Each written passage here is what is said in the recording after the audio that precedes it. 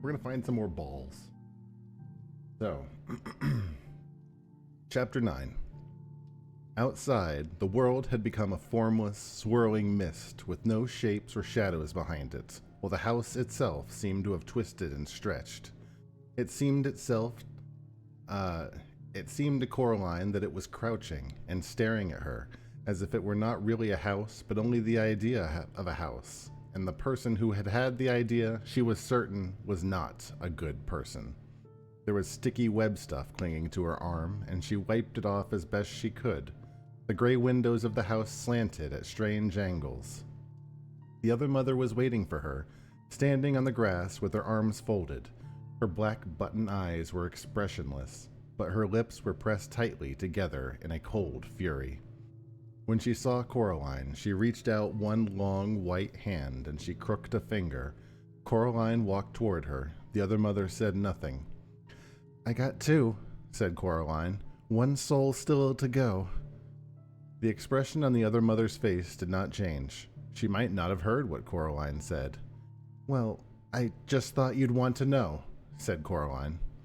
"Thank you, Coraline," said the other mother coldly, and the voice did not just come from her mouth. It came from the mist and the fog and the house and the sky. She said, "You know I love you." And despite herself, Coraline nodded. It was true. The other mother loved her, but she loved Coraline as a miser loves money or a dragon loves its gold. In the other mother's button eyes, Coraline knew that she was a possession, nothing more.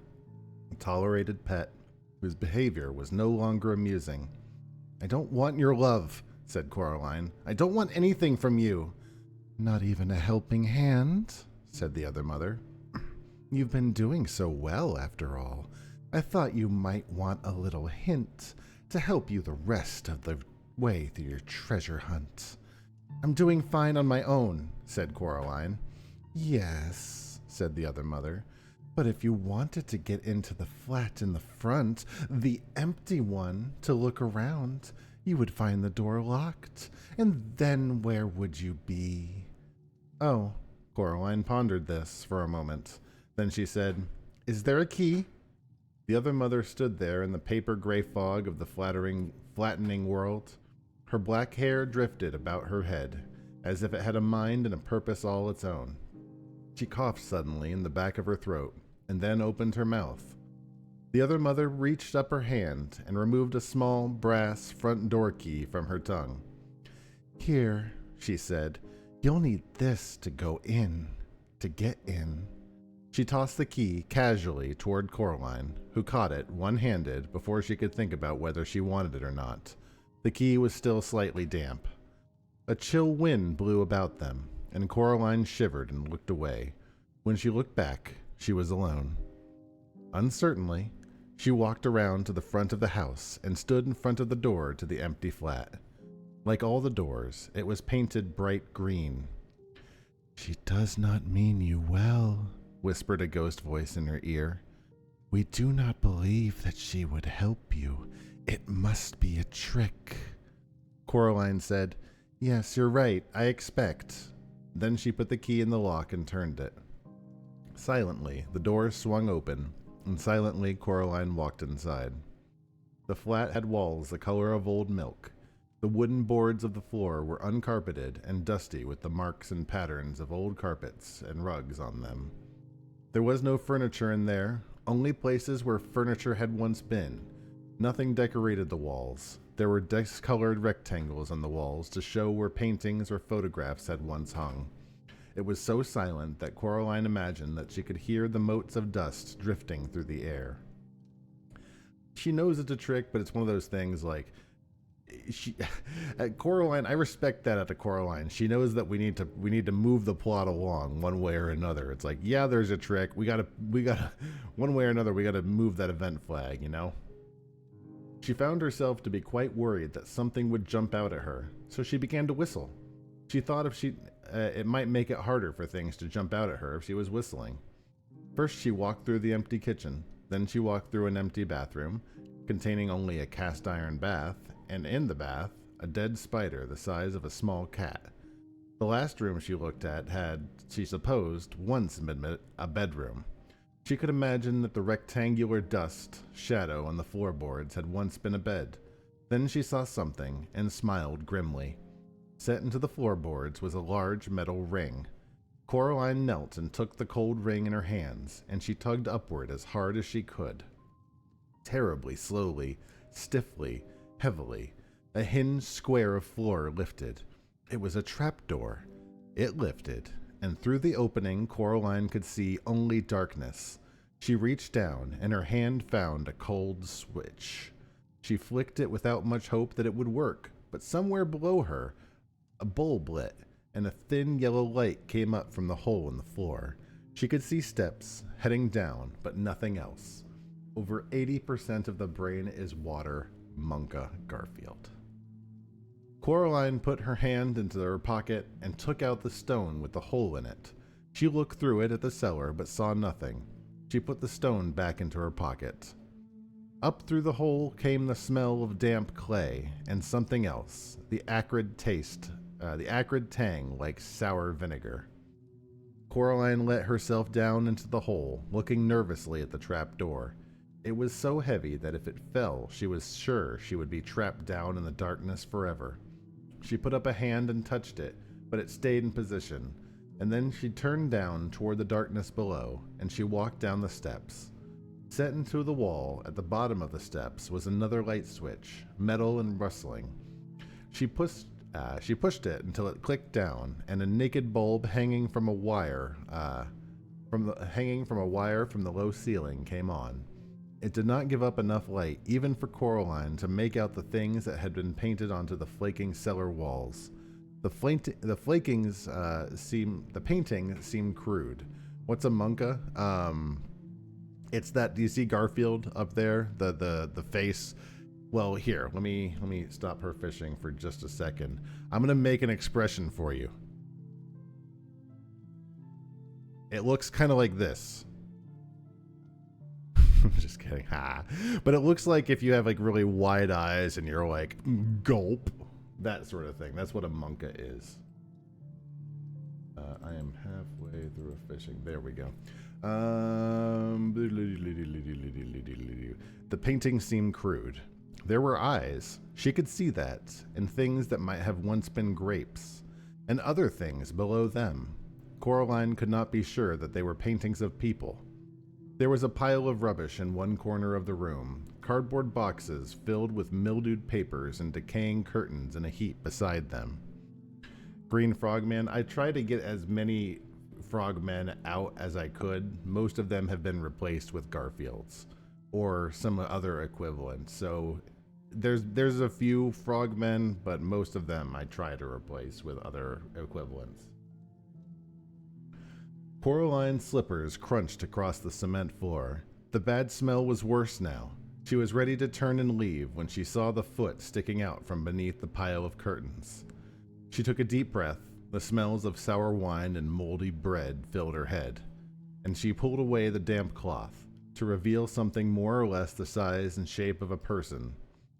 In the dim light, it took her several seconds to recognize it for what it was. The thing was pale and swollen like a grub, with thin, stick-like arms and feet. It had almost no features on its face, which had puffed and swollen like risen bread dough. The thing had two large black buttons where its eyes should have been. Coraline made a noise, a sound of revulsion and horror, and, as if it had heard her and awakened, the thing began to sit up. Coraline stood there, frozen.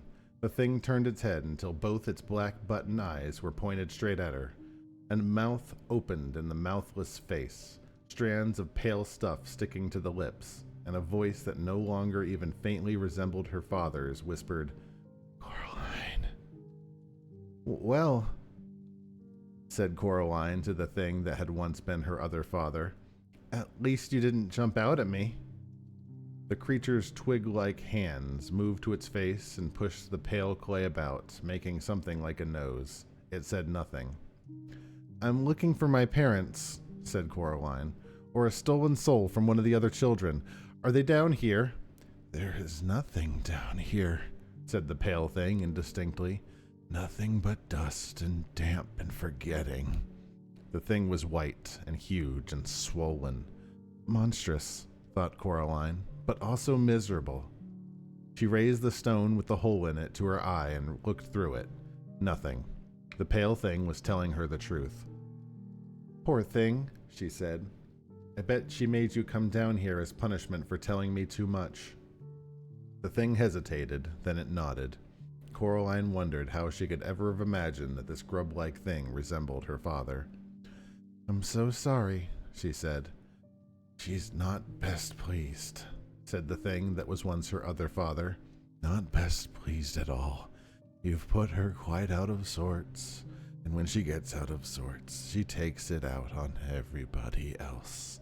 It's her way. Coraline patted its hairless head. Its skin was tacky, like warm bread dough. Poor thing, she said.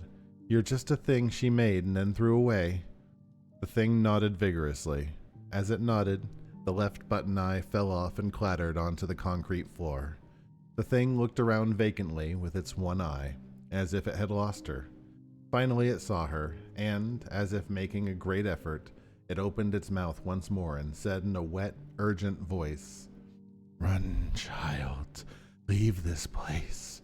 She wants me to hurt you, to keep you here forever, so that you can never finish the game and she will win. She is pushing me so hard to hurt you. I cannot fight her. You can, said Coraline. Be brave. She looked around. The thing that had once been her other father was between her and the steps up and out of the cellar. She started edging along the wall, heading towards the step. The thing twisted bonelessly until its one eye was again facing her. It seemed to be getting bigger, now, and more awake. Alas, it said, I cannot. And it lunged across the cellar at her then, its toothless mouth opened wide. Coraline had a single heartbeat in which to react.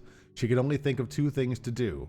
Either she could scream and try to run away, and be chased around a badly lit cellar by the huge grub thing, be chased until it caught her, or she could do something else. So she did something else. As the thing reached her, Coraline put out her hand and closed it around the thing's remaining button eye, and she tugged as hard as she knew how. For a moment, nothing happened. Then the button came away and flew from her hand, clicking against the wall before it fell to the cellar floor. The thing froze in place. It threw its pale head back blindly and opened its mouth horribly wide, and it roared its anger and frustration. Then, all in a rush, the thing swept toward the place where Coraline had been standing. But Coraline was not standing there any longer. She was already tiptoeing, as quietly as she could, up the stairs that would take her away from the dim cellar with the crude paintings on the walls.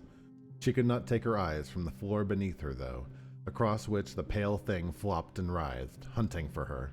And then, as if it was being told what to do, the creature stopped moving, and its blind head tipped to one side. It's listening for me, thought Coraline. I must be extra quiet. She took another step up, and her foot slipped on the step, and the thing heard her. Its head tipped towards her. For a moment, it swayed, and seemed to be gathering its wits. Then, fast as a serpent, it slithered for the steps and began to flow up them toward her. Coraline turned and ran wildly up the last half-dozen steps, and she pushed herself up and onto the floor of the dusty bedroom. Without pausing, she pulled the heavy trapdoor toward her and let go of it. It crashed down with a thump just as something large banged against it. The trapdoor shook and rattled in the floor, but it stayed where it was. Coraline took a deep breath. If there had been any furniture in that flat, even a chair, she would have pulled it onto the trapdoor, but there was nothing. She walked out onto the flat She walked out of that flat as fast as she could without actually ever running, and she locked the front door behind her. She left the door key under the mat. Then she walked down onto the drive. She had half expected that the other mother would be standing there, waiting for Coraline to come out, but the world was silent and empty. Coraline wanted to go home. She hugged herself and told her that she was brave, and she almost believed herself. And then she walked around the side of the house in the gray mist that wasn't a mist, and she made for the stairs to go up. What's going on, Glorp? Chapter 10. Coraline walked up the stairs outside the building to the topmost flat where, in her world, the crazy old man upstairs lived. She had gone up there once with her real mother when her mother was collecting for charity. They had stood in the open doorway, waiting for the crazy old man with the big mustache to find the envelope that Coraline's mother had left, and the flat had smelled of strange foods and piped tobacco, and odd, sharp, cheesy-smelling things Coraline could not name. She had not wanted to go any farther inside than that. I don't think dorky was the word, but it might have sounded something similar to that. "I'm an explorer," said Coraline out loud, but her words sounded muffled and dead on the misty air. She had made it out of the cellar, hadn't she? And she had. But if there was one thing that Coraline was certain of, it was that this flat would be worse. She reached the top of the house. The topmost flat had once been the attic of the house, but that was long ago. She knocked on the green-painted door. It swung open, and she walked in. Look at this guy. "We have eyes and we have nerves. We have tails, we have teeth. You'll all get what you deserves when we rise from underneath," whispered a dozen or more tiny voices in the dark flat with the roof so low where it met the walls that Coraline could almost reach up and touch it. Yes, door key, not door key. Red eyes stared at her. Little pink feet scurried away as she came close. Darker shadows slipped through the shadows at the edges of things. It smelled so much worse in here than in the real crazy old man's upstairs flat. That smelled of food. Unpleasant food to Coraline's mind, but she knew that it was a matter of taste. She did not like spices, herbs, or exotic things. This place smelled as if all the exotic foods in the world had been left out to go rotten. "Little girl," said a rustling voice in the far room. "Yes," said Coraline. "I'm not frightened," she told herself, and she thought as she thought it, she knew that it was true. There was nothing here that frightened her. These things, even the thing in the cellar, were illusions. Things made by the other mother in a ghastly parody of the real people and things on the other side of the corridor. She could not truly make anything, decided Coraline. She could only twist and copy and distort things that had already existed. And then Coraline found herself wondering why the other mother would have placed a snow globe on the drawing room mantelpiece, for the mantelpiece, in Coraline's world, was quite bare. As soon as she had asked herself the question, she realized that there was actually an answer. Then the voice came again, and her train of thought was interrupted. "Come here, little girl. I know what you want, little girl." It was a rustling voice, scratchy and dry. It made Coraline think of some kind of enormous dead insect, which was silly, she knew. How could a dead thing, especially a dead insect, have a voice? She walked through several rooms with low, slanting ceilings until she came to the final room. It was a bedroom, and at the other crazy old man's upstairs sat at the far end of the room, in the near darkness, bundled up in his coat and hat. As Coraline entered, he began to talk. "Nothing's changed, little girl," he said, his voice sounding like the voice dry leaves make as they rustle across the pavement. "And what if you do everything you swore you would? What then? Nothing's changed. You'll go home. You'll be bored. You'll be ignored. No one will listen to you. Not really listen to you. You're too clever and too quiet for them to understand. They don't even get your name right. Stay here with us," said the voice from the figure at the end of the room. "We will listen to you and play with you and laugh with you. Your other mother will build whole worlds for you to explore and tear them down every night when you are done. Every day will be better and brighter than the one that went before. Remember the toy box. Remember how much better a world would be, built just like that, and all for you." And will there be gray, wet days where I don't know what to do and there's nothing to read or to watch and nowhere to go and the day drags on forever? Asked Coraline. From the shadows, the man said, Never. And will there be awful meals with food made from recipes with garlic and tarragon and broad beans in? Asked Coraline. Every meal will be a thing of joy, whispered the voice from under the man's hat.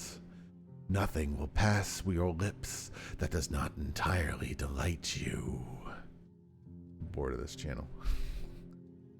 There we go, much better.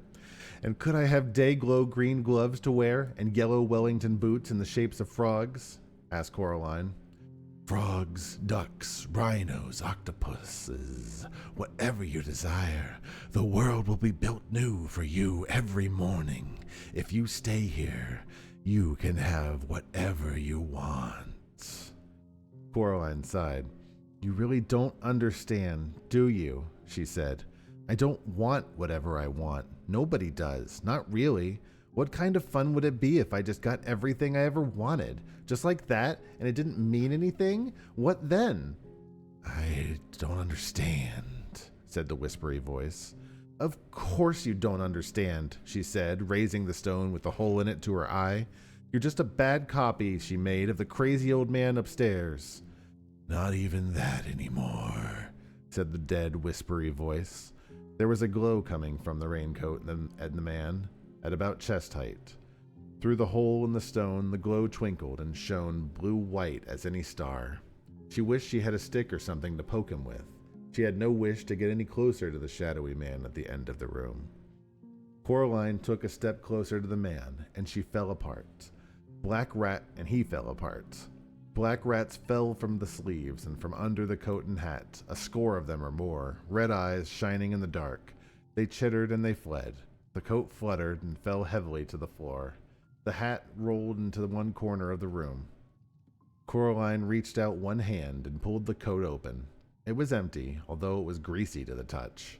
There was no sign of the fine glass marble in it. She scanned the room, squinting through the hole in the stone, and caught sight of something that twinkled and burned like a star at floor level at the doorway.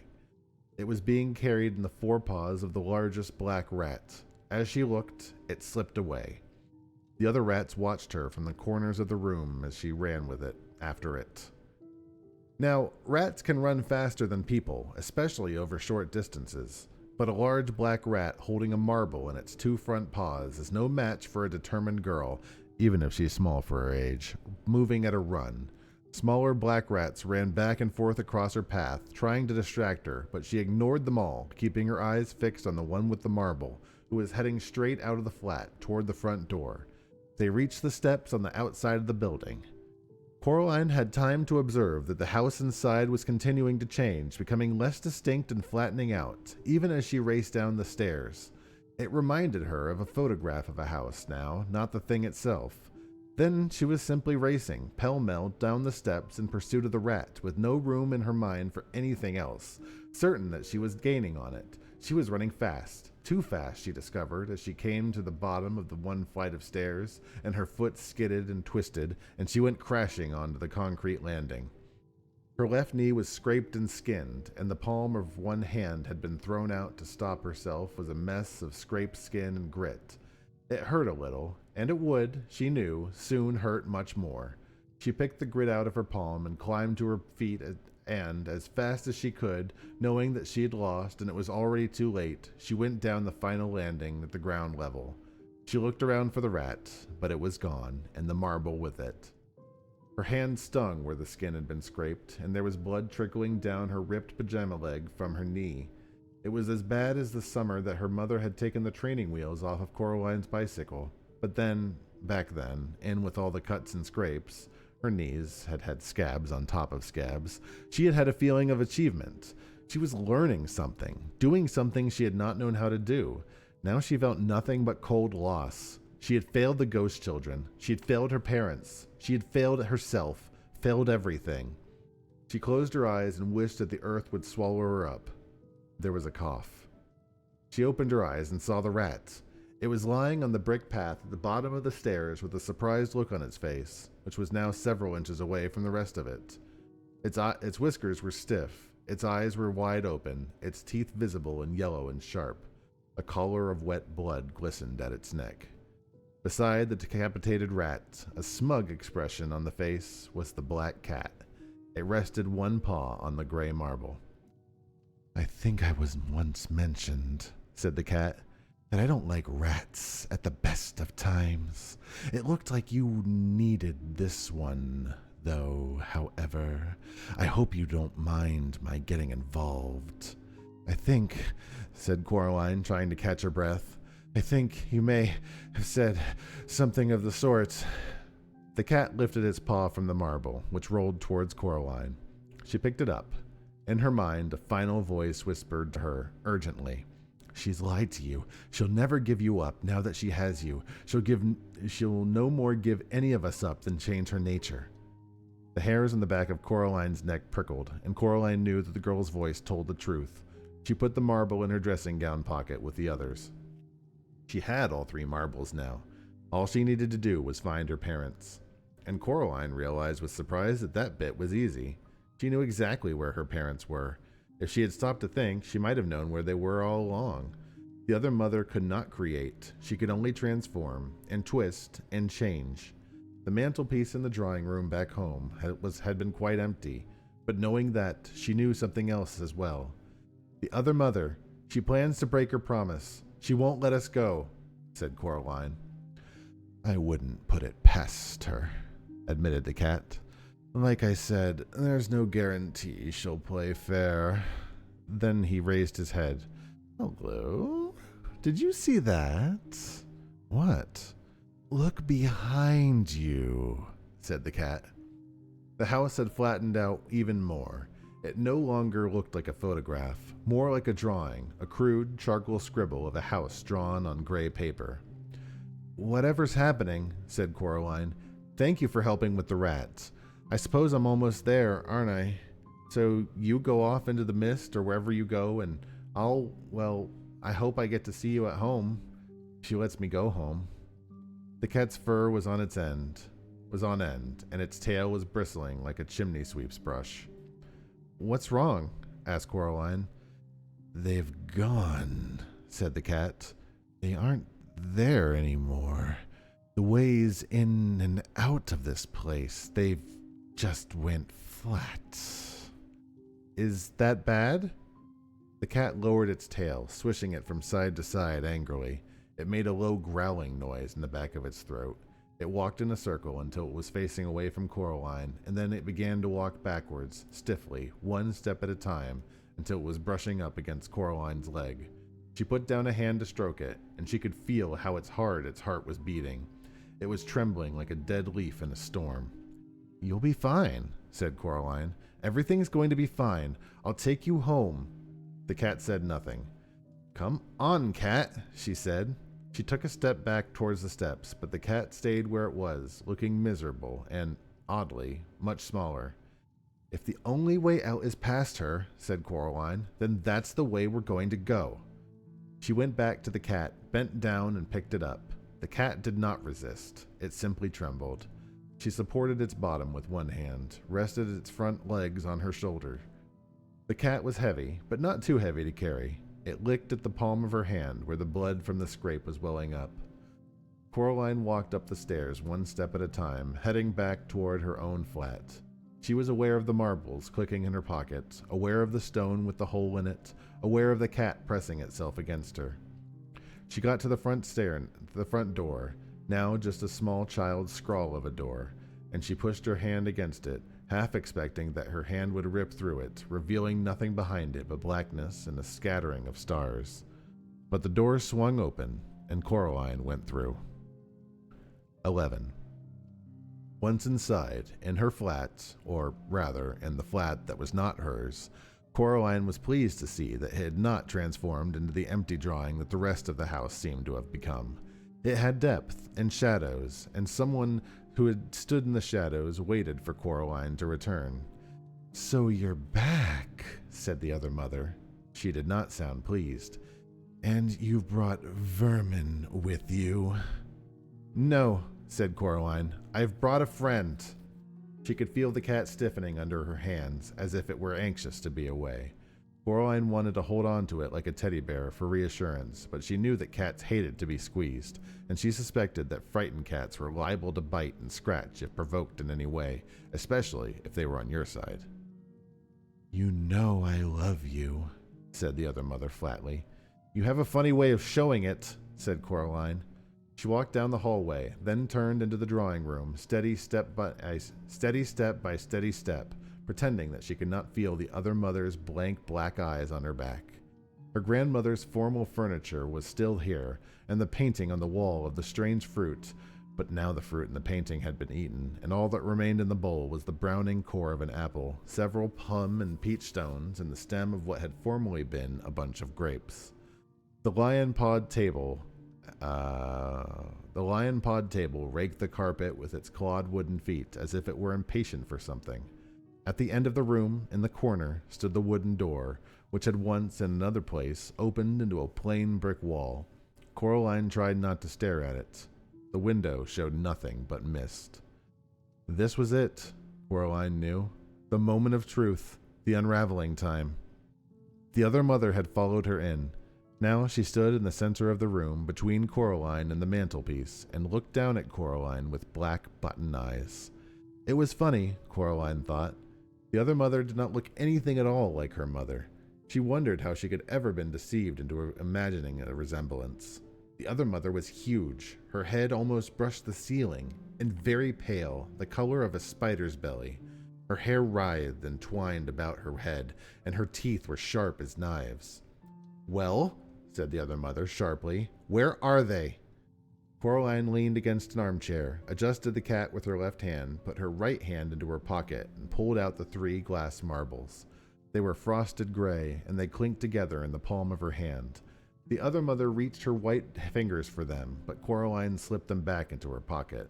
She knew it was true then. The other mother had no intention of letting her go or of keeping her word. It had been an entertainment, and nothing more. Hold on, she said. We aren't finished yet, are we? The other mother looked daggers, but she smiled sweetly. No, she said. I suppose not. After all, you still need to find your parents, don't you? Yes, Coraline said. I must not look at the mantelpiece, she thought. I must not even think about it.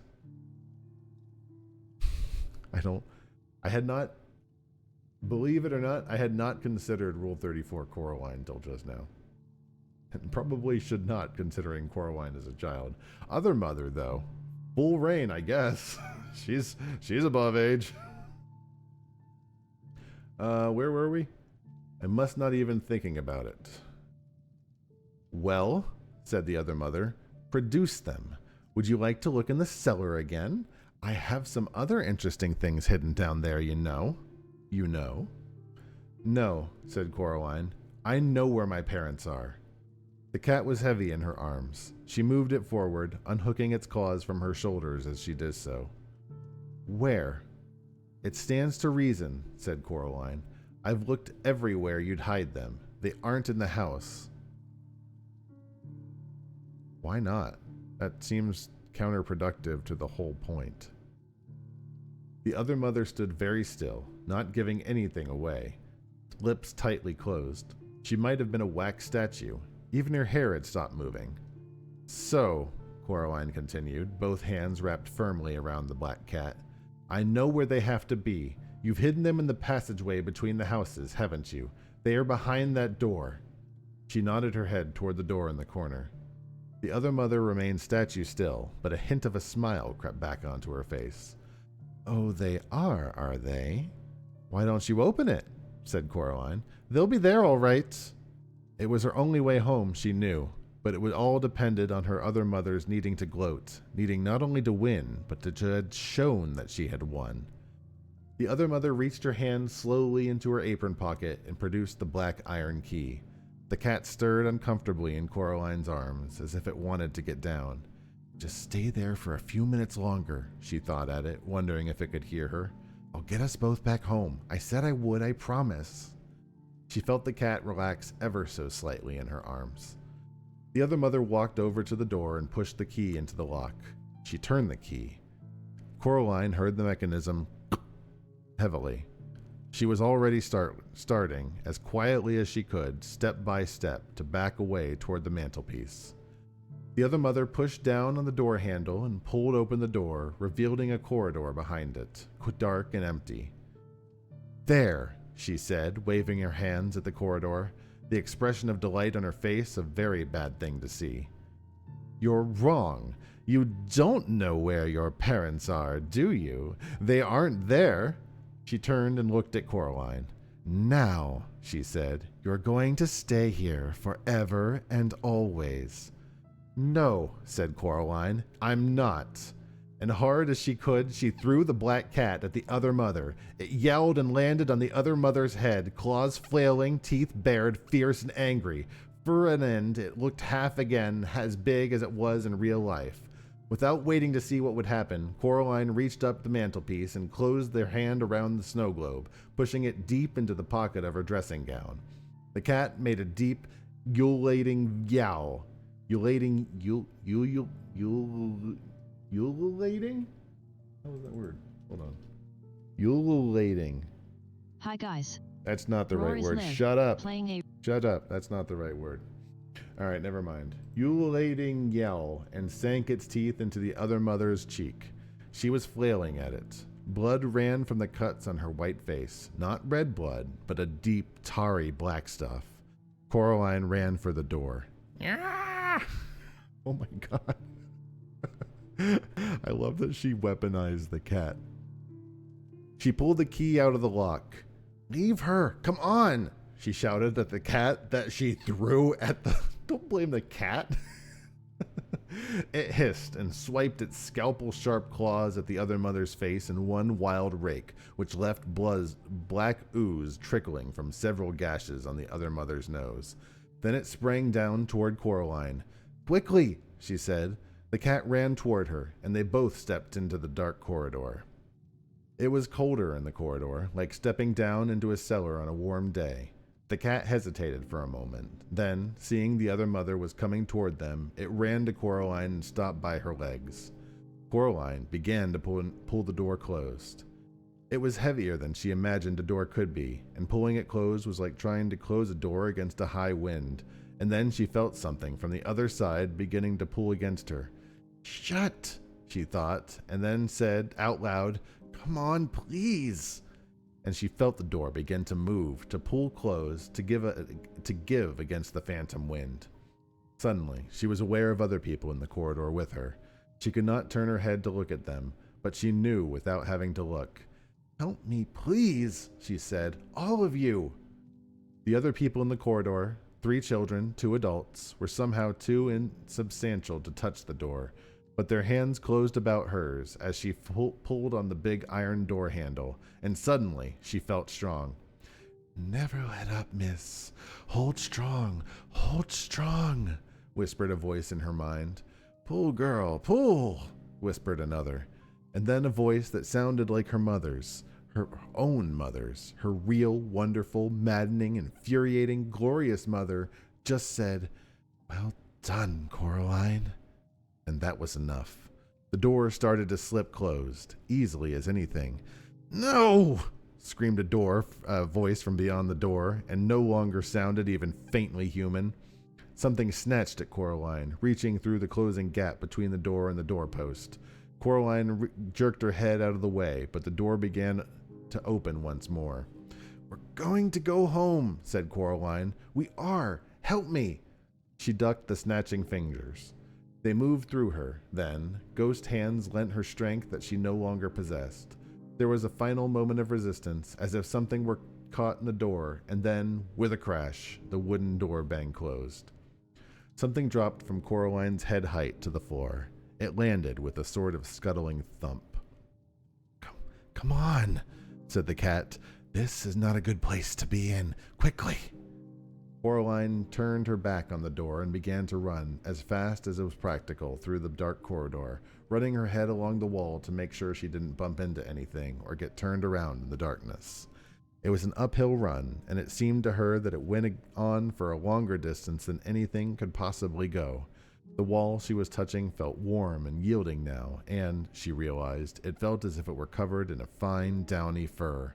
It moved, as if it were taking a breath. She snatched her hand away from it. Winds howled in the dark. She was scared she would bump into something, and she put out her hand towards the wall once more.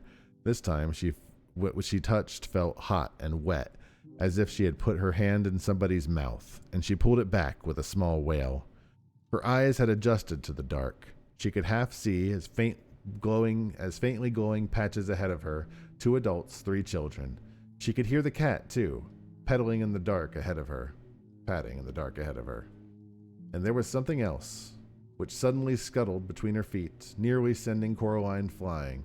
She caught herself before she went down, using her own momentum to keep going. She knew that if she fell in the corridor, she might never get up again.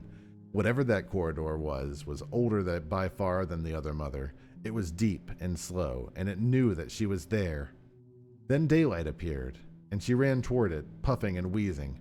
"Almost there," she called out encouragingly, but in the light she discovered that the wraiths had gone, and she was alone. She did not have time to wonder what had happened to them. Panting for breath, she staggered through the door and slammed it behind her with the loudest, most satisfying bang you could imagine. Coraline locked the door with the key and put the key into her pocket. The cat was huddled in the farthest corner from the room, the pink tip of the tongue showing, its eyes wide. Coraline went over to it and crouched down beside it.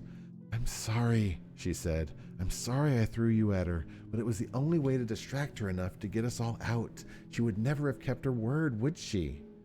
The cat looked up at her, then rested its head on her hand, licking her fingers with its sandpapery tongue. It began to purr. "Then we're friends?" said Coraline.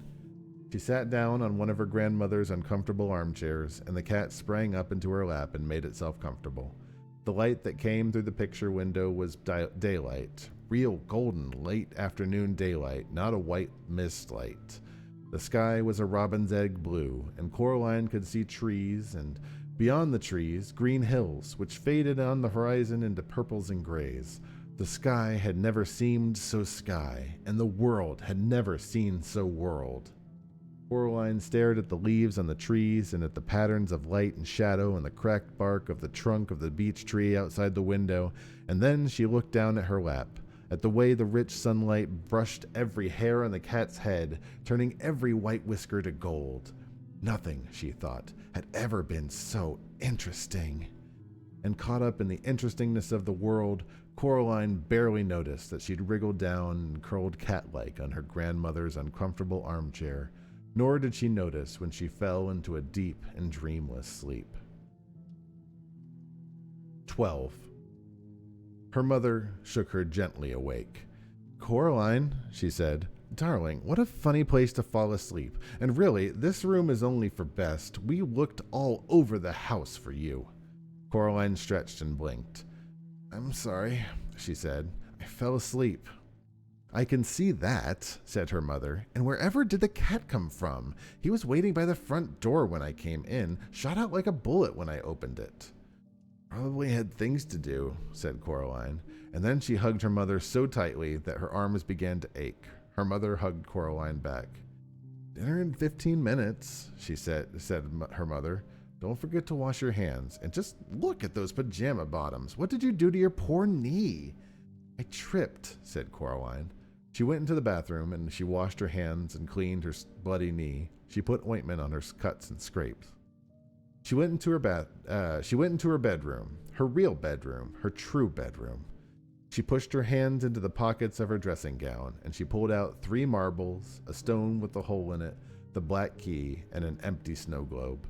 She shook the snow globe and watched the glittery snow swirl through the water to fill the empty world. She put it down and watched the snow fall, covering the place where the little couple had once stood. Coraline took a piece of string from the toy box, and she strung the black key on the string. Then she knotted the string and hung it round her neck. "There," she said. She put on some clothes and hid the key under the t-shirt. It was cold against her skin. The stone went into her pocket. Coraline walked down the hallway to her father's study. He had his back to her, but she knew, just on seeing him, that his eyes, when he turned around, would be her father's kind gray eyes, and she crept over and kissed him on the back of his balding head. "Hello, Coraline," he said. Then he looked around and smiled at her. "What was that for?" "Nothing," said Coraline. "I just miss you sometimes, that's all." "Oh, good," he said. He put his computer to sleep, stood up, and then, for no reason at all, he picked Coraline up, which he had not done for such a long time. Not since he had started pointing out to her that she was much too old to be carried, and he had carried her into the kitchen. In ancient Egypt, cats were often buried with their masters, or in a special cemetery for cats. Kafka. Dinner that night was pizza, and even though it was homemade by her father, so the crust was alternately thick and doughy and raw, or too thin and burnt, and even though he put little slices of green pepper on it, along with little meatballs, and of all things, pineapple chunks, Coraline ate the entire slice she'd been given. Well, she ate everything except for the pineapple chunks. And soon it was bedtime. Coraline kept the key around her neck, but she put the gray marbles beneath her pillow, and in bed that night, Coraline dreamed a dream. She was at a picnic, under an old oak tree, in a green meadow. The sun was high in the sky, and while there were distant, fluffy white clouds on the horizon, the sky above her head was a deep, untroubled blue. There was a white linen cloth laid out on the grass, which bowls piled high with food. She could see salads and sandwiches, nuts and fruits, jugs of lemonade and water and thick chocolate milk. Coraline sat on one side of the tablecloth, while 3 other children took a side each. They were dressed in the oddest clothes. The smallest of them, sitting on Coraline's left, was a boy with red velvet knee breeches and a frilly white shirt. His face was dirty, and he was piling his plate high with boiled new potatoes and what looked like cold, whole, cooked trout. "This is the finest of picnics, lady," he said to her. "Yes," said Coraline, "I think it is. I wonder who organized it." "Why, I rather think you did, miss," said a tall girl, sitting opposite Coraline. She wore a brown, rather shapeless dress, and had a brown bonnet on her head which tied beneath her chin. "And we are more grateful for it, and for all than all words can ever say." She was eating slices of bread and jam, deftly cutting the bread from the large golden brown loaf with a huge knife, then spooning on the purple jam with a wooden spoon. She had jam all over her mouth. "Aye, this is the finest food I've eaten in centuries," said the girl on Coraline's right. She was a very pale child, dressed in what seemed to be spider webs, with a circle of glittering silver set in the blonde hair. Coraline could have sworn that the girl had 2 wings, like dusty silver butterfly wings, not bird wings, coming out of her back. The girl's plate was piled high with pretty flowers. She smiled at Coraline, as if it had been a very long time since she had smiled, and she had almost, but not quite, forgotten how. Coraline found herself liking this girl immensely. And then, in the way of dreams, the picnic was done, and they were playing in the meadow, running and shouting and tossing a glittering ball from one to another. Coraline knew it was a dream then, because none of them ever got tired or winded or out of breath. She wasn't even sweating. They just laughed and ran in a game that was partly tag, partly piggy in the middle, and partly just a magnificent romp. 3 of them ran along the ground, while the pale girl fluttered a little over their heads, swooping down on butterfly wings to grab the ball and swing up again into the sky before she tossed the ball to one of the other children. And then, without a word about it being spoken, the game was done, and the 4 of them went back to the picnic cloth, where the lunch dishes had been cleared away, and there were 4 bowls waiting for them, 3 of ice cream, 1 of honeysuckle flowers piled high. They ate with relish. "Thank you for coming to my party," said Coraline, "if it is mine." "The pleasure is ours, Coraline Jones," said the winged girl, nibbling another honeysuckle blossom. "If there were but something we could do for you, to thank you and to reward you." "Aye," said the boy with the red velvet breeches and the dirty face. He put his hand out and held Coraline's hand with his own. It was warm now. "It's a very fine thing you did for us, miss," said the tall girl. She had a smear of chocolate ice cream all over her lips. I don't think relish has to be cucumber relish, doesn't it? I think relish can be like, you could have like a fruit relish. Like a honey relish sounds delicious if it's like not, made of cucumber. I'm just pleased it's all over, said Coraline. Was it her imagination, or did a shadow cross over the faces of the other children at the picnic? The winged girl, the circlet in her hair glittering like a star, rested her fingers for a moment on the back of Coraline's hand. It's over and done with for us, she said. This is our staging post. For here, we three will set out for uncharted lands, and what comes after, no one alive can say. She stopped talking. There's a but, isn't there? Said Coraline. I can feel it, like a rain cloud. The boy on her left tried to smile bravely, but his lower lip began to tremble, and he bit it with upper teeth and said nothing. The girl in the brown bonnet shifted uncomfortably and said, Yes, miss. But I got you three back, said Coraline. I got Mum and Dad back. I shut the door. I locked it. What more was I meant to do? The boy squeezed Coraline's hand with his. She found herself remembering when it had been she, trying to reassure him, when he was little more than a cold memory in the darkness. Well, can't you give me a clue? Asked Coraline. Isn't there something you can tell me? The beldam? The beldam! Swore by her good right hand, said the tall girl, but she lied. My governess, said the boy, used to say that nobody is ever given more to shoulder than he or she can bear.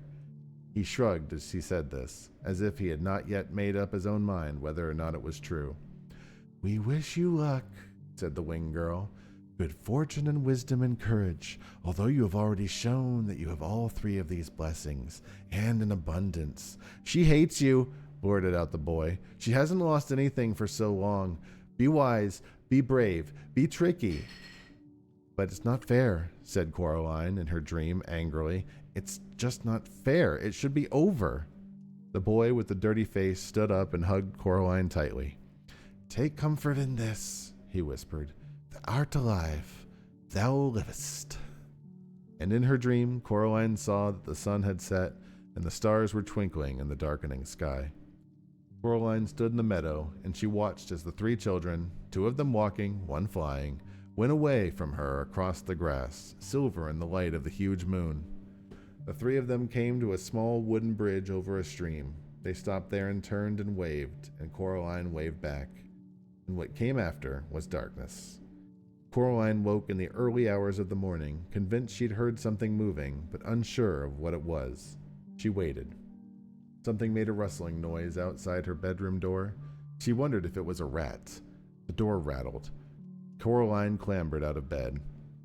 Go away, said Coraline sharply. Go away or you'll be sorry.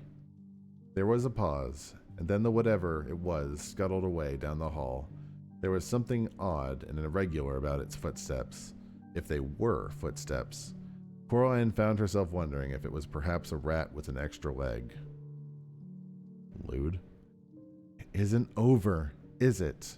She said to herself. Then she opened the bedroom door. The gray, pre-dawn light showed her the whole of the corridor, completely deserted. She went toward the front door, sparing a hasty glance back at the wardrobe door mirror hanging on the wall at the other end of the hallway, seeing nothing but her own pale face staring back at her, looking sleepy and serious. Gentle, reassuring snores came from her parents' room, but the door was closed. All the doors of the corridor were closed. Whatever the scuttling thing was, it had to be here somewhere. Coraline opened the front door and looked at the gray sky. She wondered how long it would be until the sun came up, wondered whether her dream had been a true thing while knowing in her heart that it had been. Something she had taken to be part of the shadows under the hall couch detached itself from beneath the couch and made a mad, scrabbling rush on its long white legs, heading for the front door. Coraline's mouth dropped in horror, and she stepped out of the way as the thing clicked and scuttled past her and out of the house, running crab-like on its too many tapping, clicking, scurrying feet. Coraline knew what it was, and she knew what it was after. She had seen it too many times in the last few days, reaching and clutching and snatching and popping black beetles obediently into the other mother's mouth. 5-footed, crimson-nailed, the color of bone. It was the other mother's right hand. It wanted the black key. 13. Coraline's parents never seemed to remember anything about their time in the snow globe. At least, never seemed to say anything about it, and Coraline never mentioned it to them. Sometimes she wondered whether they had ever noticed that they'd lost 2 days in the real world, and came to the eventual conclusion that they had not. Then again, there are some people who keep track of every day and every hour, and there are some people who don't, and Coraline's parents were solidly in the second camp. Coraline had placed the marbles beneath her pillow before she went to sleep that first night home in her own room once more. She went back to the bed after she saw the other mother's hand, although there wasn't much time for sleeping, and she rested her head back on the pillow. Something scrunched gently as she did. She sat up and lifted the pillow. The fragments of the glass marbles that she saw looked like the remains of eggshells one finds beneath trees in springtime, like empty, broken robin's eggs, or even more delicate, wren's eggs, perhaps. Whatever had been inside the glass spheres had gone. Coraline thought of the 3 children waving goodbye to her in the moonlight, waving before they crossed that silver stream. She gathered up the eggshell-thin fragments with care and placed them in a small blue box which she had once held a bracelet that her grandmother had given her when she was a little girl. The bracelet was long lost, but the box remained. Miss Spink and Miss Forcible came back from visiting Miss Spink's niece, and Coraline went down to their flat for tea. It was a Monday. On Wednesday, Coraline would go back to school. A whole new school year would begin. Miss Forcible insisted on reading Coraline's tea leaves. "Well, looks like everything's mostly shipshape and Bristol fashion, lovey," said Miss Forcible. "Sorry," said Coraline. "Everything is coming up roses," said Miss Forcible. "Well, almost everything. I'm not sure what that is." She pointed to a clump of tea leaves sticking to the side of the cup. Miss Spink tutted over and reached for the cup. "Honestly, Miriam, give it here. Let me see." She blinked through the thick spectacles. Oh, dear. No, I have no idea what that signifies. It looks almost like a hand." Coraline looked. The clump of leaves did look a little like a hand, reaching for something. Hamish, the Scotty dog, was hiding under Miss Forcible's chair and wouldn't come out. "I think he was in some sort of a fight," said Miss Spink. "He has a deep gash on his side, poor dear. We'll take him to the vet later this afternoon. I wish I knew what could have done it." Something, Coraline knew, would have to be done. That final week of the holiday, the weather was magnificent, and as if the summer itself was trying to make up for the miserable weather they'd been having by giving them some bright and glorious days before it ended. The crazy old man upstairs called down to Coraline when he saw her coming out of Miss Spink and Miss Forcible's flats. "Hey, you, Coraline!" he shouted over the railing. "Caroline!" "It's Coraline," she said. "How are the mice?" "Something has frightened them," said the old man, scratching his mustache. "I think maybe there's a weasel in the house. Something is about. I heard it in the night. In my country, we would have put down a trap for it, maybe put down a little meat or hamburger, and when the creature comes to feast, then bang, it would have been caught and never bother us more. The mice are so scared, they will not even pick up their little musical instruments." "I don't think it wants meat," said Coraline. She put her hand up and touched the black key that hung around her neck, and then she went inside. She bathed herself and kept the key around her neck the whole time that she was in the bath. She never took it off anymore. Something scratched at the bedroom window after she went to sleep. Coraline was almost asleep, but she slipped out of her bed and pulled open the curtains. A white hand with crimson fingernails leapt from the window edge onto a drainpipe and was immediately out of sight. There was deep gouges in the glass on the other side of the window. Coraline slept uneasily that night, waking from time to time to plot and plan and ponder, then falling back into sleep, Never quite certain where her pondering ended and where the dream began, one ear always open for the sound of something scratching at the window pane or at her bedroom door. In the morning, Coraline said to her mother, "I'm going to have a picnic with my dolls today. Can I borrow a sheet, an old one that you don't need any longer, as a tablecloth?" "I don't think we have one of those," said her mother. She opened the kitchen drawer and then held the napkins and tablecloths, and she prodded about in it. Hold on, will this do?" It was a folded-up, disposable paper tablecloth covered with red flowers, left over from some picnic that they had been on several years before. Where'd my music go? Music just stopped. Hold on. Let me stop fishing for a second. Oh, it's over. There we go. Weird. Left over from some picnic that they'd been on several years before. "That's perfect," said Coraline. "I didn't think you played with your dolls anymore," said Mrs. Jones. "I don't," admitted Coraline. They're protective coloration." "Well, be back in time for lunch," said her mother. "Have a good time." Coraline filled a cardboard box with dolls and with several plastic dolls' teacups. She filled a jug with water. Then she went outside. She walked down to the road, just as if she was going to the shops. Before she reached the supermarket, she cut across a fence into some wasteland and along an old drive, then crawled under a hedge. She had to go under the hedge in 2 journeys in order to not spill the water from her jug. It was a long, roundabout, looping journey, but at the end of it, Coraline was satisfied that she'd not been followed. She came out behind the dilapidated old tennis court. She crossed over it to the meadow where the long grass swayed. She found the planks on the edge of the meadow. They were astonishingly heavy, almost too heavy for a girl to lift, even using all her strength, but she managed. She didn't have any choice. She pulled the planks out of the way, one by one, grunting and sweating with each effort, revealing a deep, round, brick-lined hole in the ground. It smelled of damp in the dark. The bricks were greenish and slippery. She spread out the tablecloth and laid it carefully over the top of the wall. She put the plastic dolls' cups every foot or so at the edge of the wall, and she weighed each cup down with the water from the jug. She put a doll in the grass beside the cup, making it look as much as the doll's tea party as she could.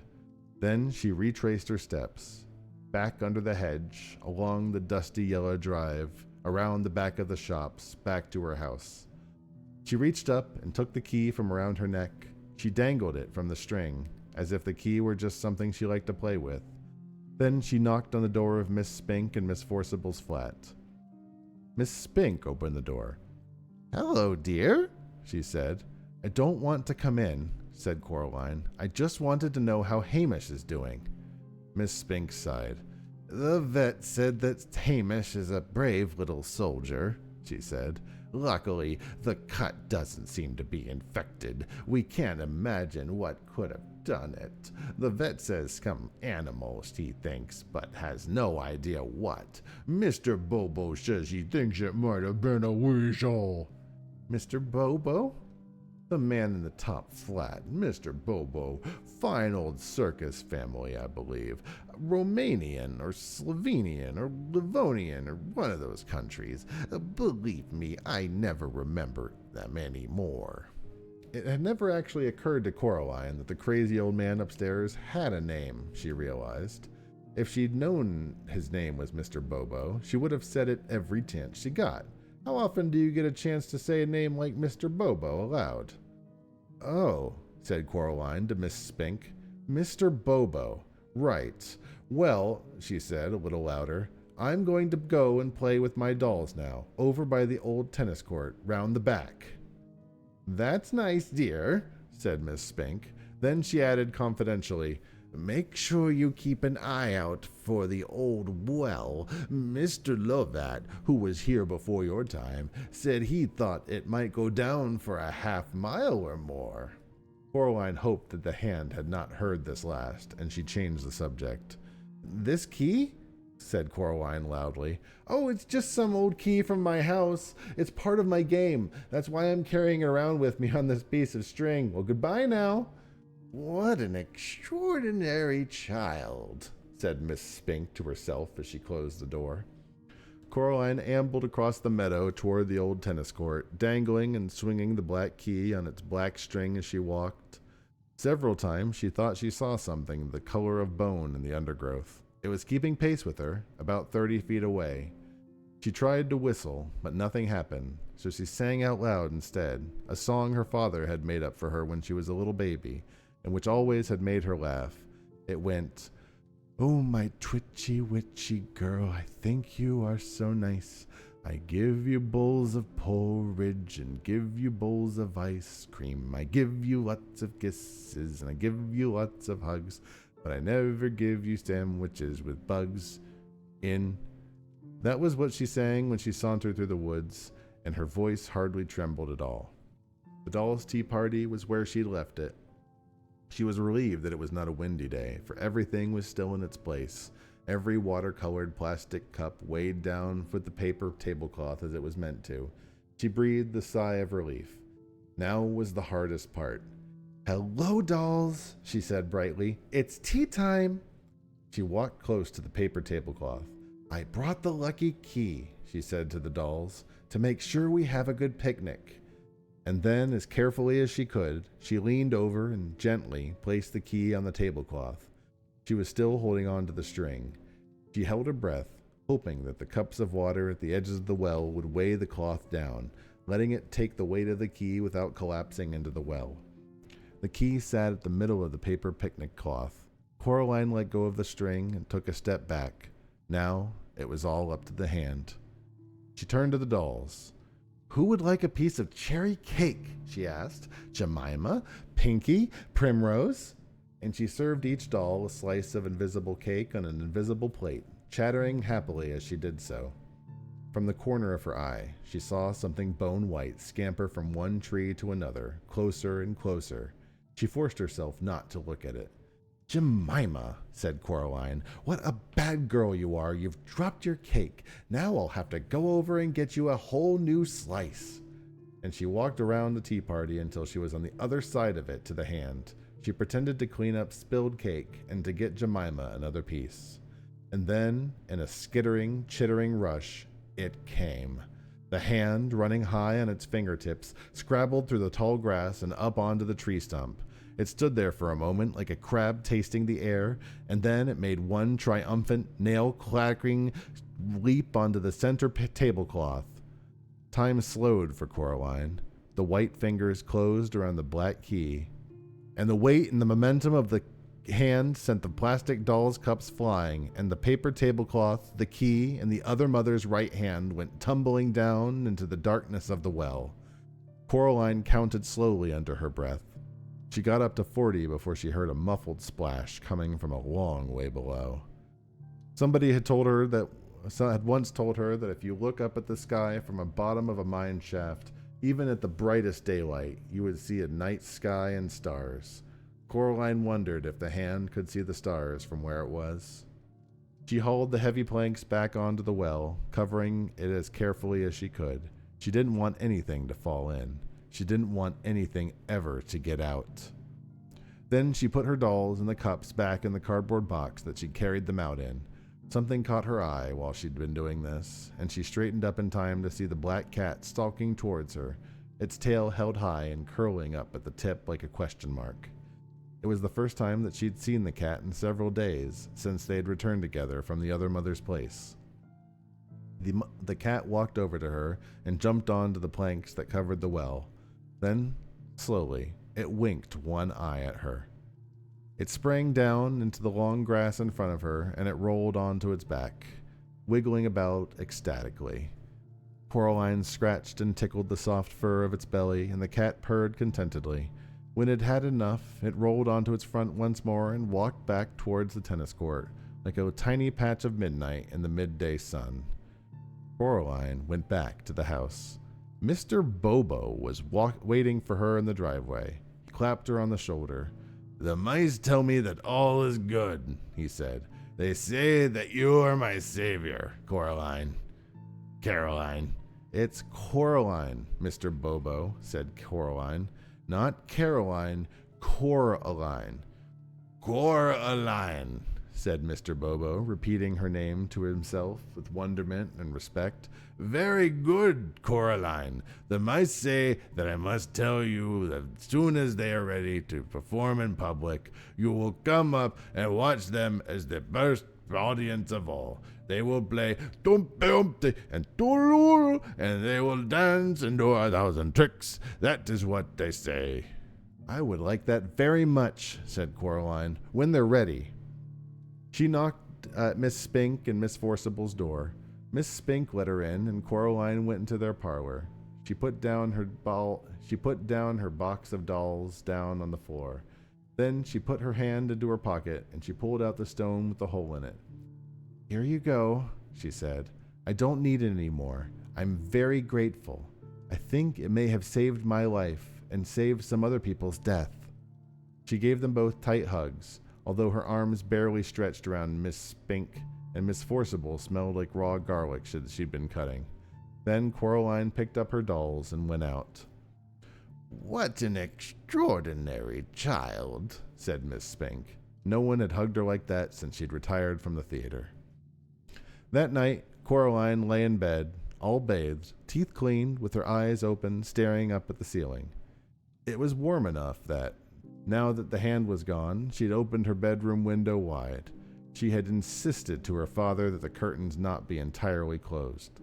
Her new school clothes were laid out carefully on her chair to put on when she woke. Normally, on the night before any first day of term, Coraline was apprehensive and nervous. But she realized there was nothing left about school that could scare her anymore. She fancied that she could hear sweet music on the night air, the kind of music that could only be played on the tiniest silver trombones and trumpets and bassoons, on piccolos and tubas so delicate and small that the keys could only be pressed by the tiny pink fingers of white mice. Coraline imagined that she was back again in her dream, with the two girls and the boy under the oak tree in the meadow, and she smiled. And as the first stars came out, Coraline finally allowed herself to drift to sleep, while the gentle upstairs music of the mouse circus spilled out into the warm evening air, telling the world that the summer was almost done.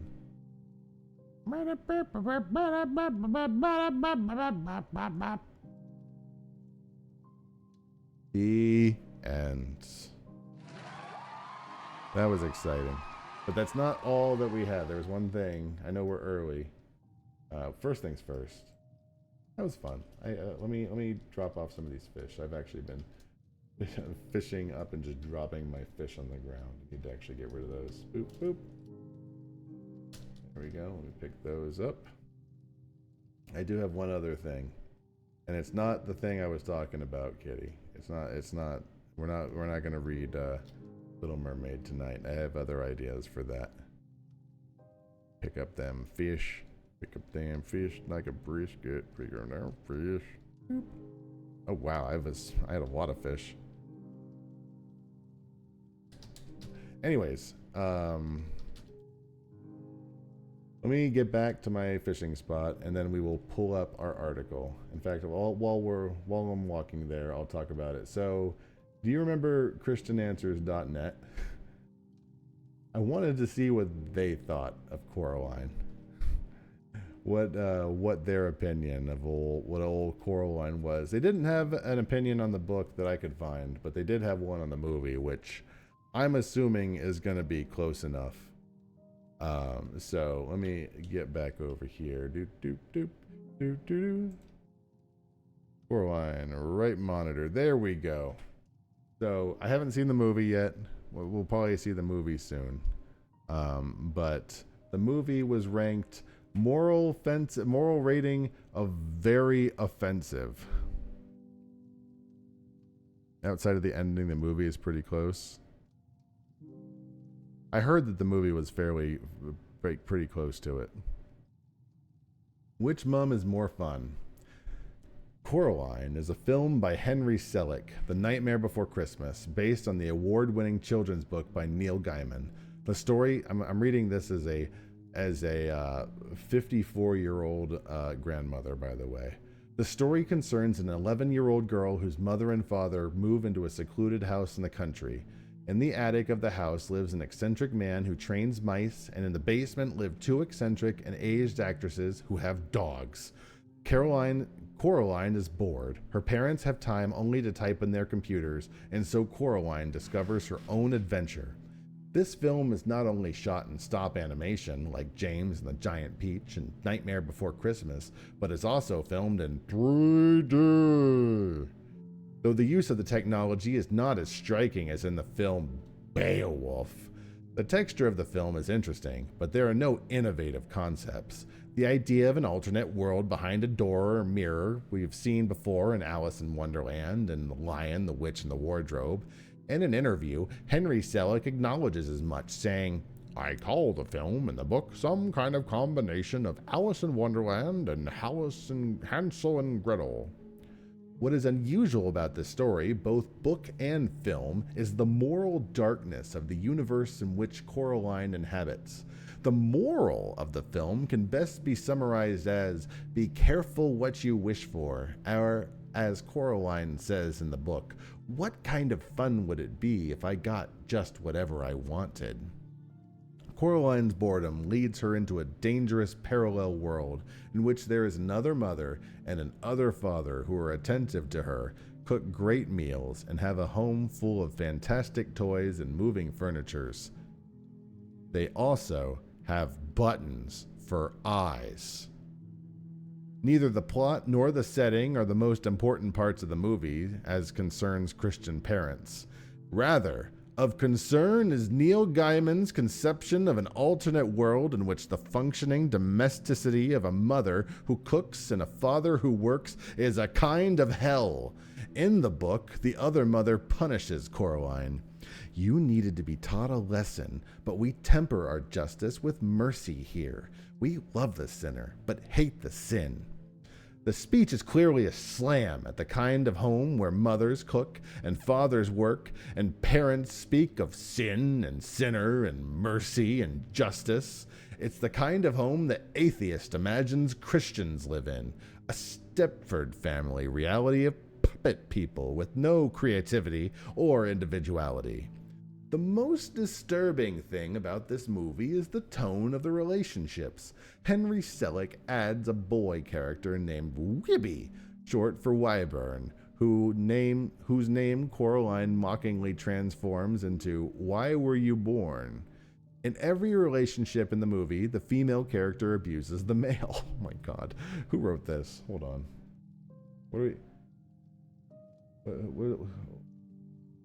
Michael Koronos. I need to throw this on a different tab here. All right. Just gonna keep that up on the side. I need to look into him a little bit, just out of curiosity. Hold on. Abusing the male. Blah blah blah. The real mother dominates the real father. The other mother ultimately destroys the other father. The grandmother controls Wybie, and worst of all, Coraline strikes and abuses Wybie in both the real and the other world. Wybie is a trodden down character in both worlds who slouches. Okay. Is slavishly deferential to Coraline and is clearly less of a person than she is. What this accumulation of images constructs is a moral universe in which the family or community are subservient to the demands of the tyrannical individual. I don't know who that character is. I haven't seen the movie.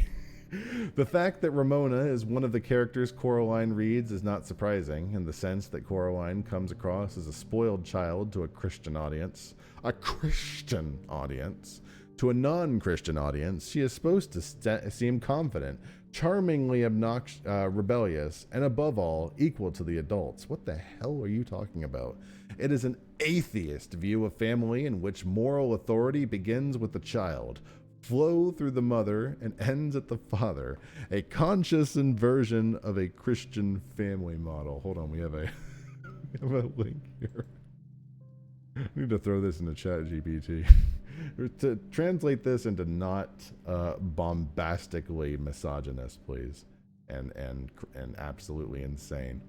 Coraline's aggression is supposed to be indicative of her assertiveness, but in a social universe where every woman is cruel or cold, Coraline comes across as the extension of the good and bad mothers. Is she? I thought in the movie she's supposed to be like 13 or 14, like teenager. What the female characters have in common. By the way, in case it's not clearly obvious, I don't believe this article has any value, and I am reading this in parody. But what is clearly what the female characters have in common are an abusive streak that is either slight or extensive, but which is present in all three. Gaiman's perverse view of relationships may have to do with the fact that he's reacting against the Disney model. Have you ever had to watch the Disney Channel and the kind of plots that are deemed acceptable on that channel? Let me give you an example. Somebody thinks everybody's forgotten their birthday, but they haven't because they were planning a surprise party all along. I don't know what Neil Gaiman sounds like. And everybody loves everybody, and then they hug. It's almost like pornography. Everyone laughs. And presents the vision of an impossibly hospitable world where children know which children know doesn't exist. YB is movie only. I'm looking forward to seeing the movie and seeing how it's different. Any artist who sees happy relationships like pornography will certainly see actual pornography in a different light. What are you talking about? Gaiman's book sexualizes the relationship between Miss Pink and Miss Forcible and shows them in a relatively modest circus outfits. However, Henry Selick extends that content and portrays a naked Miss Forcible as a strip dancer wearing a sequin thong and stripper's pasty on impossibly large breasts. The children in the audience cried out in their disgust in tones of amusement and surprise, as if to say, so that's what they look like without any clothes. It is a deeply misogynistic image which will elicit disgust in any Christian viewer, regardless of age. Such bullshit. Gaiman's book is not as dark as the Selick's vision, and the illustrations by P. Craig Russell on page 8 show images of the movie Totoro and Babe, as well as partial covers of Lily's Ghosts, The Wall and the Wing by Laura Ruby, and Ramona and Her Mother by Beverly Cleary, and Warriors into the Wild by Aaron Hunter. These references are left out of the movie, which oddly converts Coraline into a hollow mental and spiritual shell who desires only physical experience. From a story standpoint, the book is a hodgepodge of incidents and images. Gaiman is famous and has the ability to trade on his brand to trade on the brand of his name. He could put almost anything on the market and it will sell. For example, this quotation of how the book came to be published is revealing. And I had a small Wednesday Addams sort of character who liked stories with strange mothers and cellars and dank places and creepy stuff, and so I started to write her one. And then I realized I hadn't written anything for 5 years, and I'd better get a contract, otherwise it'd never be finished. So I sent it to a publisher, and my editor called me and said, so what happens next? And I said, well, if you send me a contract, we'll both find out. In other words, he didn't have a story outline. Incidents just morphed into a kind of tale over a period of 5 years without any underlying moral or an awareness of absolute good or evil. That is not what he said. Holy shit, what a stretch. In the real myth, such as written by C.S. Lewis or J.R.R. Tolkien or George MacDonald, there is absolute good and evil. And they are represented not, I need to do this, I need to learn Carl's voice and do this as Carl. No, absolute good and evil. And they are not represented not only by things and characters, but by living ideas, which must be confronted by the mind and heart as much as the body. In Coraline, the evil is a mother who cooks and cleans. That's not what? Whoa. The evil is a mother who cooks and cleans, and the good is a rejection of that mother. What a wild take. What a wild take. Holy God. There is no good idea, just a mode of rebellious behavior that arises out of boredom.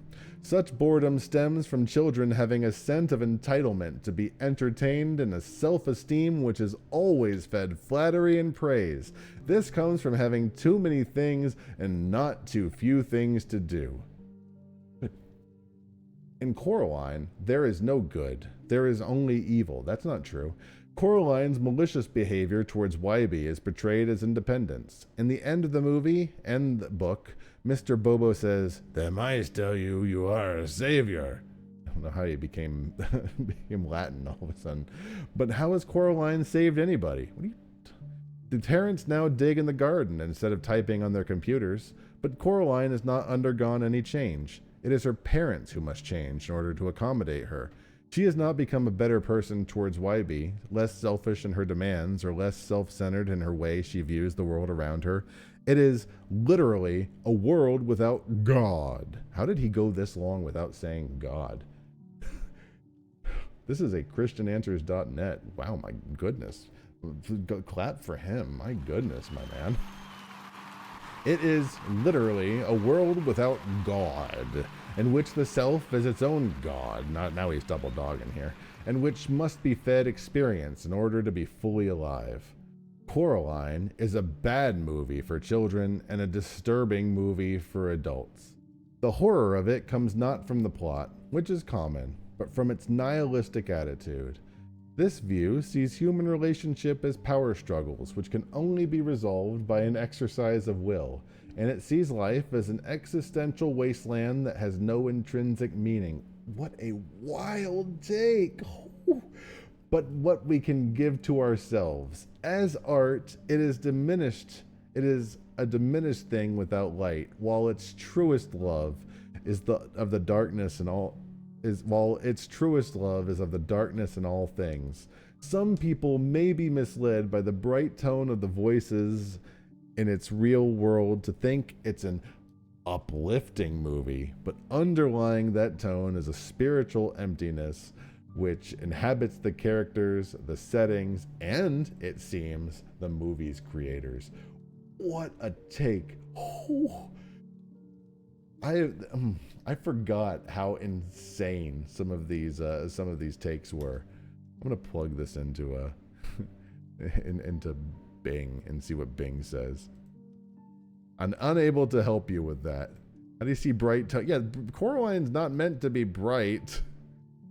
I don't know. I see you've written a long review of the movie's Coraline. Here, you can look on this screen. I see you've written a long review of the movie Coraline. That's not the right screen. Boop. There we go. Would you like me to summarize it? Yeah. Into one. Please. Go ahead and summarize that bitch for me. You think Coraline is a film that portrays a dark and nihilistic view of family and relationships where the female characters are abusive and the male characters are weak. You criticize the plot, the setting, and the moral of the film, which you think is a rejection of domesticity and a celebration of selfishness. You contrast the film with the works of C.S. Lewis, J.R.R. Tolkien, and George MacDonald, who you think have a clear sense of absolute good and evil. You also point out some disturbing scenes and images in the film that you think are inappropriate for children. You conclude that Coraline is a bad movie. No, this is accurate, but someone else wrote it. Objectively review this review. What do you have to say about this review? Computer. How to review a movie review. I'm glad that Microsoft really knows how to train its bots. I need to look up how to objective. You've written a long review, but it's not very balanced or persuasive. You focus mostly on the negative aspects of the film, such as its dark tone, its portrayal of family and gender roles, and its lack of moral clarity. You also compare the film unfavorably with other works of fantasy literature that have a Christian worldview. You don't mention any positive aspects of the film, such as its animation, its creativity, or its entertainment value. You also don't provide enough examples or evidence to support your claims films, and you rely on personal opinions and assumptions rather than facts and analysis. Your review may alienate readers who have a different perspective or taste than you, and it may not convince them to avoid or watch the film. Some suggestions to improve your review are: watch the film more than once and take notes on different elements. Express your opinion on the film, but support your criticism with specific, I should send this to this guy, quotes or techniques from the film, from his 13-year-old review of Coraline the movie. Consider your audience and adjust your style and tone accordingly. Who are you writing for? Because I'm looking around, I don't see anybody. And who are their expectations? Avoid spoilers. I don't think they mention spoilers, do they? I think he does, actually. Anyways, I don't know. I think they did a good review of the review. That was fun. I think that is all for me. We did make about right about the halfway point that I expected us to. So, Coraline, finished book, good times. Where is my music? Let us hit you. Boop. All right, kids. Thanks for hanging. I am going to go eat some ice cream, I think, if we have any left. Bye.